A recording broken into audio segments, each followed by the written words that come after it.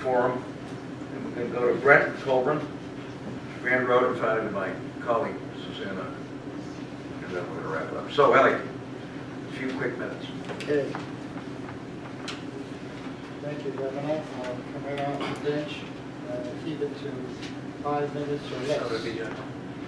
Yeah, I just want to show the title, please. The title page. But the next one, in PowerPoint.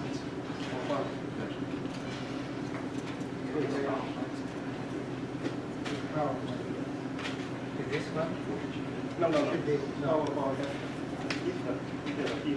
PowerPoint. I just have the.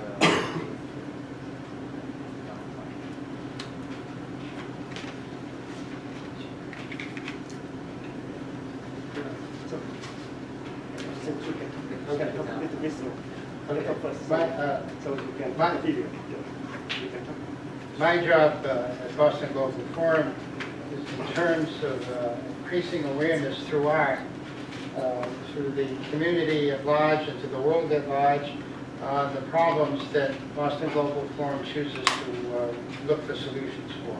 The first one is this one we're dealing with now, the South China Sea.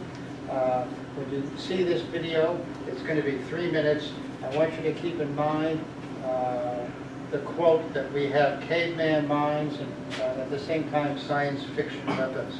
And when we look at these videos, Living on the reefs where the water level covered half their bodies, the Vietnamese sailors set up commanding positions along the edge of the reefs to lay the defending lines and tried to prevent the enemy from advancing forward. They were threatened by the Chinese to retreat from the reefs. This intrusion caused strong reaction from the Vietnamese defenders to hold their flag. They determined to hold on to the reef and keep their flag flying at any cost.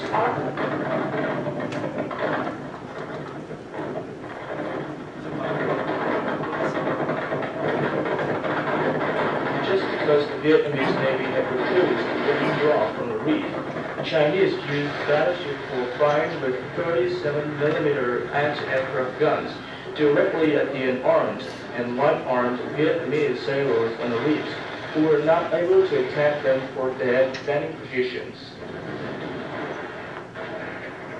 They also fired fiercely with 100mm gun at the 3 Vietnamese transport ships. 2 of them sank.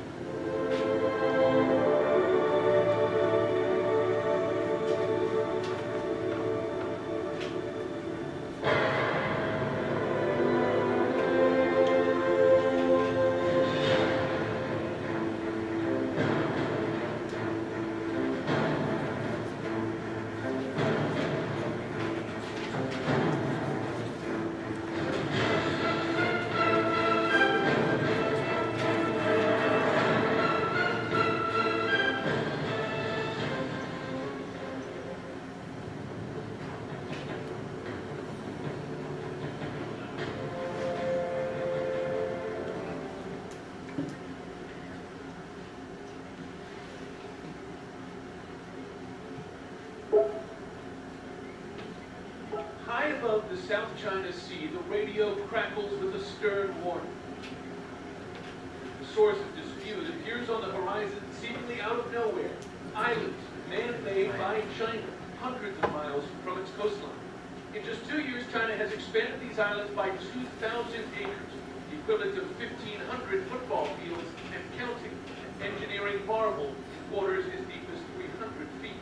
What used to be the Fiery Cross Reef now has early warning radar and airport towers, a runway long enough to handle every aircraft in the Chinese military. Some are calling it China's unsinkable aircraft carrier. These videos of the islands, taken from the P-8's advanced surveillance cameras, never before declassified.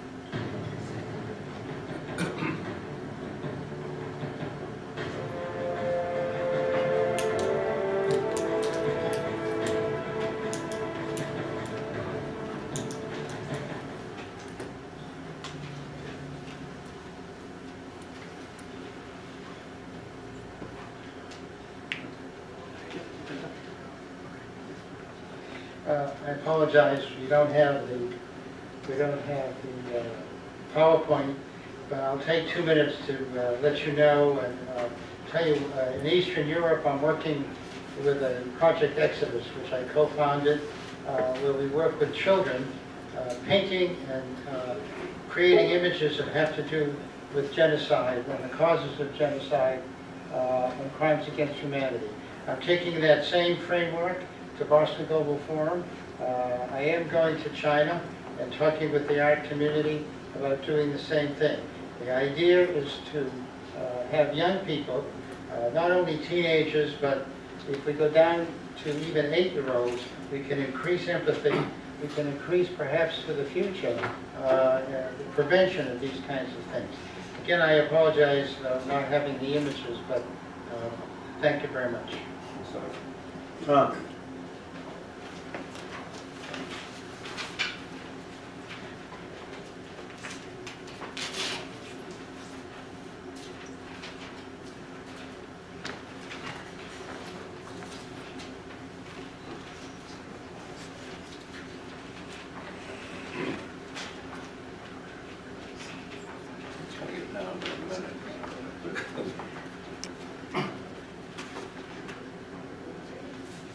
So in a previous conference, we issued a white paper, Framework for Peace and Security in the Pacific.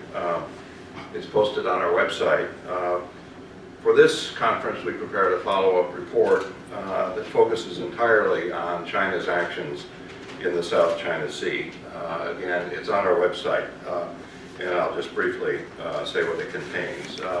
It contains a detailed documentation of China's aggressive actions in the South China Sea, explains, as best we could, China's lack of transparency about its intentions, and in detail discusses China's rejection of the use of international law to govern these disputes, and its insistence on bilateral solutions, which would put the smaller nations at a disadvantage in such negotiations. And we conclude the report with a set of possible responses to China's actions. One, finding ways to strengthen international law, particularly the UN Convention on the Law of the Sea, fostering economic integration in the region on the assumption that interdependency will reduce the likelihood of armed conflict, developing a code of conduct along the lines that was discussed earlier in this session. And finally, we ask, but really don't answer the question of whether a strategic alliance is needed in the region. It would be an alliance where the member nations would stand together in the face of aggressive action devoted or directed at any one of them, minimally including the US, Japan, South Korea, Vietnam, the Philippines, and Australia, and it would be formed with the standing invitation of membership to China, should it agree to the alliance's norms and standards. Again, that's a quick summary. It's on our website, and I invite you to take a look at our report. Thank you. Thanks, Brent?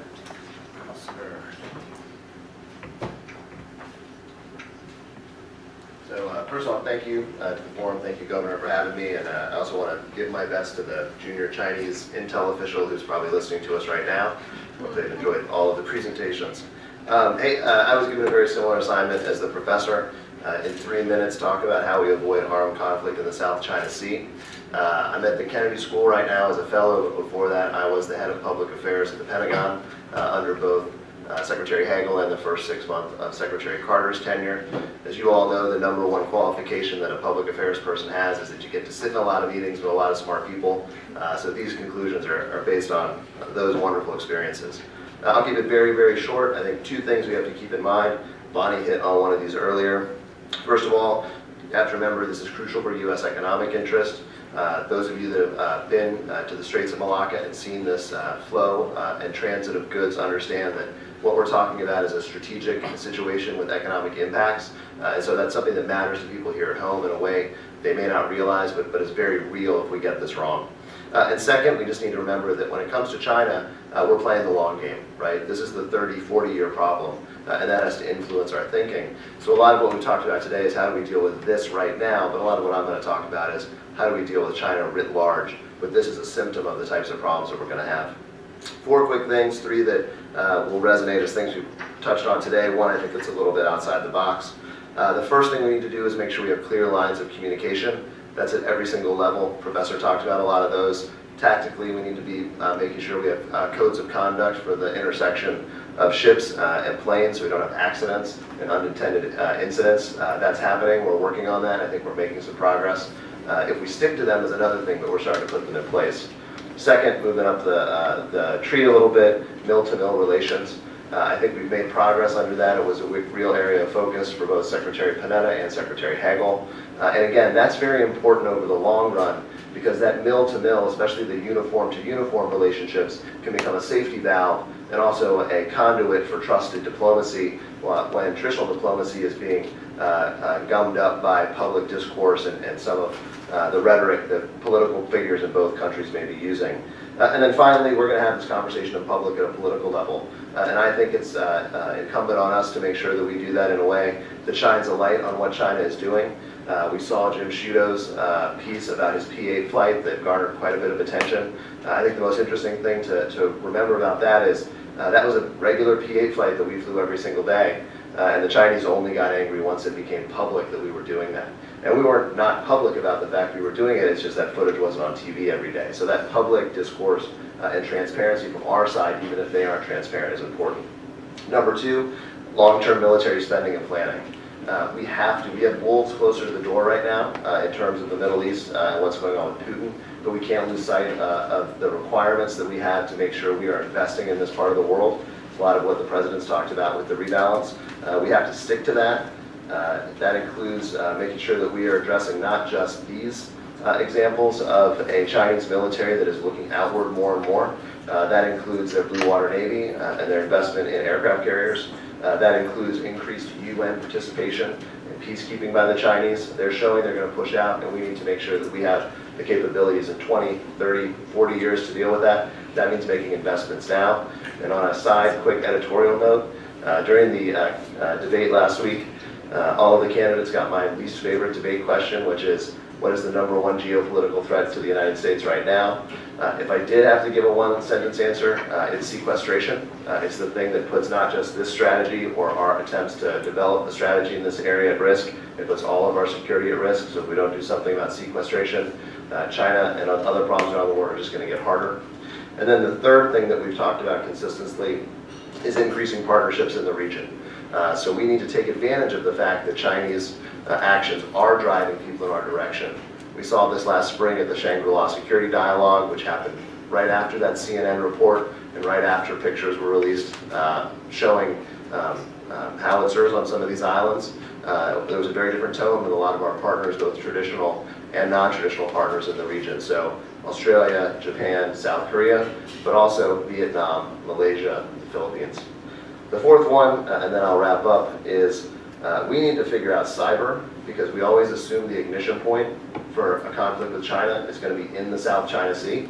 The ignition point can be in the cyber realm, and then the escalation can be in the South China Sea, a place where we are about to have a lot of ships and planes flying around in very close contact.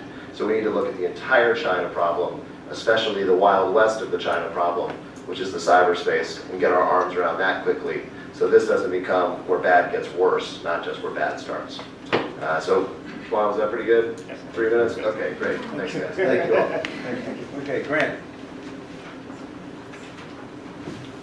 A few minutes, and then we're going to do Suzanne. Oh, wait. See you. Thanks very much, Governor, and Tuan, be able to come. There have been many interesting and useful comments here today. I think Sean's talking about the need for some kind of comprehensive national strategy for China, extremely important. A couple of different ways of looking at that are hard power, soft power, smart power. You know, we have to think about the soft power aspects. On the dime, you talked about the military side. I'm going to bring 2 small suggestions that are on the DI and E side. The first one is that in the last paragraph of Bill Hayden's book, he talks about the need to de-escalate the South China Sea, that Taiwan can play a very important role, because they actually developed the map in 1947 on which the line is based. And I spent a very interesting hour with a Taiwan scholar, an international legal scholar, this summer, looking at that map. And as you look at it, there's a line in the upper left-hand corner, which is the land border of Vietnam and China. And then the same type of line comes into the South China Sea, but it's separated by dashes. His interpretation of that is, this is not a settled boundary. This is subject to negotiation between the parties. This is not the story that we hear from China about this, but it kind of takes the wind out of the sail for China. If in fact this is an informational point, this is an eye out of the dime, that one point that we could pursue. It might be worth inviting some of these Taiwan scholars to talk to us in more detail. The second point that I wanted to bring up is, and I'm sorry the Japanese consul had to leave early because they played a very important part in this, and that is that if you remember, on September 25th and 26th of 2012, after the so-called nationalization of the Senkaku Diaoyu Islands, that the fleet from Suao Harbor in Taiwan came up and was repulsed from the islands by the Japanese Coast Guard in what looked like a fog of war photos at the time. Very dangerous. There could have been encounters, there could have been collision, there could have been a ship sinking.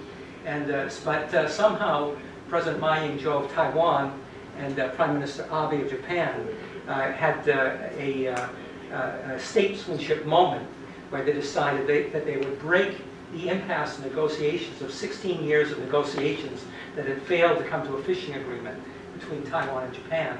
And that spring, in April, they actually concluded that fishing agreement. So I went to ask questions about, how did this happen?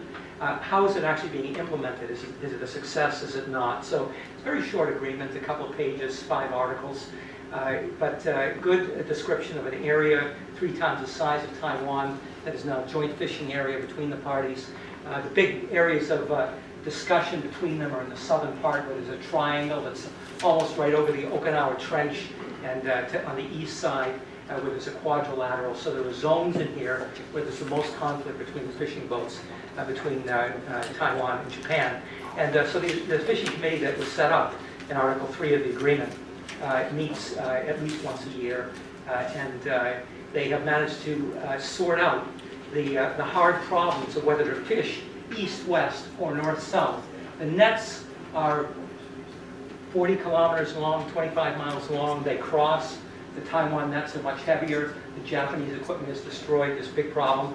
But the committee has been able to work this out. They're working hard. There are 2 small triangular areas that are not settled yet, but they're still on the negotiating table.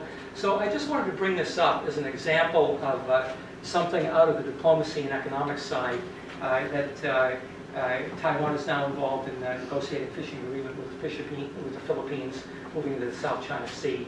And so that this is a model that could go on with Vietnam, Malaysia perhaps. But just a couple of examples as food for thought. So there is hope for a little constructive dialogue. Professor Ogden, join us.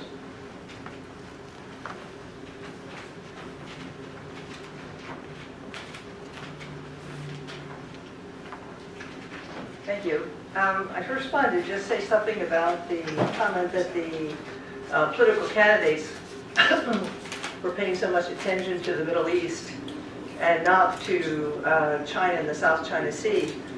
I think this is explainable in part because the islands are pieces of rocks and territory that don't involve a large number of people. There haven't been a large number of deaths involved in these conflicts.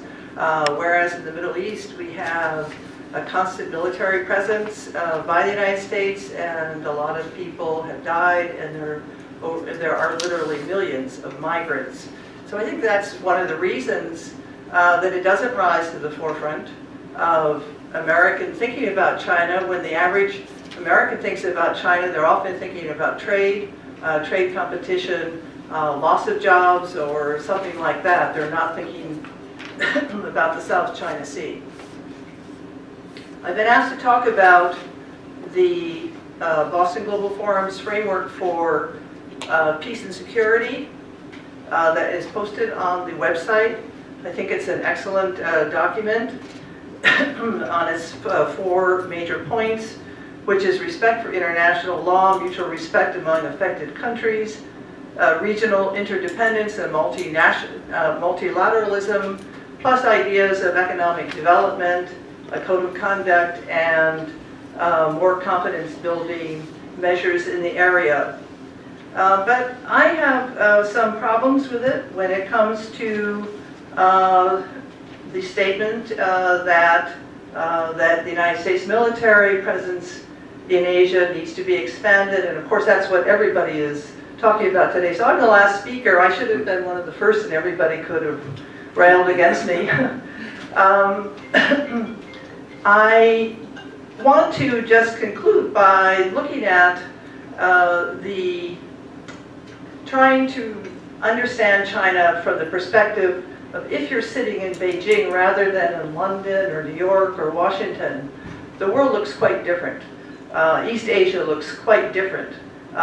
China is about the same size as the United States, but unlike ourselves, it has, I think, close to 20 countries on its borders. And it is also a country that is fully aware of what the United States has done in the world, how it sometimes uses human rights policies to justify intervention, and it's also aware of our policies, our NATO policies of expansion, after promising that we would not continue to expand NATO to Russian borders. We have, in fact, done that and tried to do more of it. Furthermore, the Trans-Pacific Pact feels, if you're in Beijing, a lot like part of a new containment policy for China. And China is also aware that the United States has ignored other kinds of developments in the South China Sea and the East China Sea, but it treats China's actions doing the same thing, comes down hard on them. So in the South China Sea, after 2002, when China honored the Code of Conduct Agreement permitting only joint drilling in disputed waters, ASEAN countries drilled hundreds of wells in disputed waters, and the United States said nothing. But when China did it, we spoke out, as Bill Overholt has pointed out in great detail.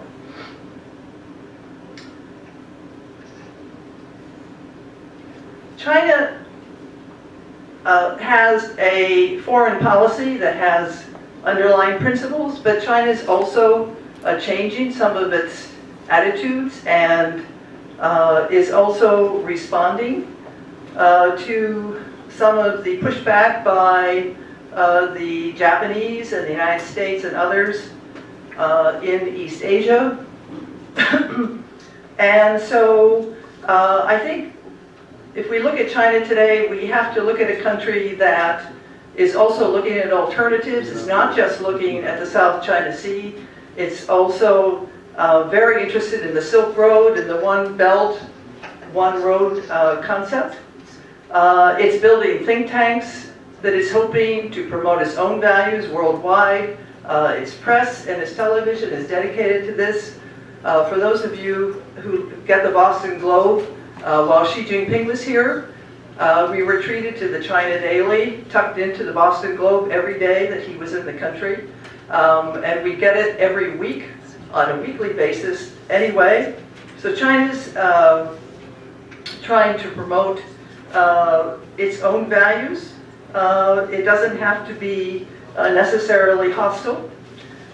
Let me just conclude by building on what Elizabeth Economy has said about some of the things that we need to do to make possibly more peaceful world in East Asia. First, the United States needs to give China a chance to lead in the world, to forge policies and present them on their own initiative on things like climate change, even Afghanistan and many other things. Get them involved, have them participate with us in these policies. Secondly, don't create a problem when there is none. China's new infrastructure and investment bank could be extremely valuable for all of us. It could be valuable for East Asia. There's no reason to make a big fuss about this. And we should not give the Chinese any fodder for ideas about building further air identification zones by the things that we do. And finally, not everything needs to be framed as a competition between China and the United States. We're part of a very complicated world, and there's a lot more going on than just what's going on between China and the United States. So we need a framework that involves not just China and the United States, and neglects other countries who are very important to all of us in this world and what they do. Thank you. Leaves us on a somewhat more hopeful note. Llewellyn, a final word from you. 1 minute, and we're going to wrap things up. 1 minute. Mike,